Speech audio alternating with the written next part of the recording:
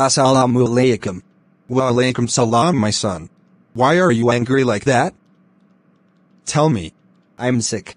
Don't worry, the best is what Allah has chosen for you. Why always saying that?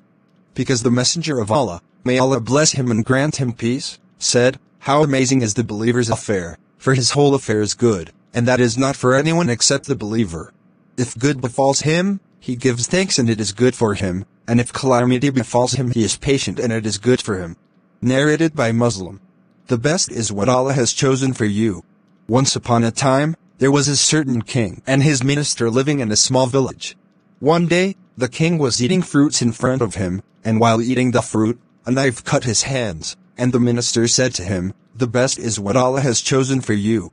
The king became angry with him and said to him, "What good would it be if my finger was wounded with a knife?"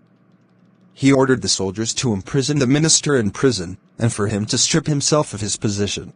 After several days, the king went out to hunt as usual, and hunting made him forget the passage of time, so he left his city and went to another city that worshipped fire. When the people of this city saw him, they seized the king and decided to offer him as a sacrifice to the smaller gods. Because this was a custom followed by them.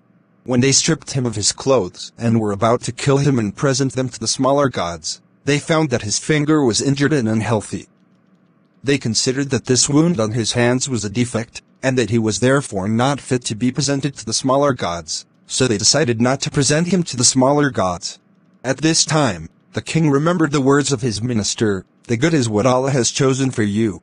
When he returned, he ordered the minister to be released from prison, and they returned him to his position, and here the minister knew that Allah had chosen prison for him at that time, because if he had not been imprisoned, he would have gone out with the king, and he would have been the one who would be presented to the smaller gods as an offering.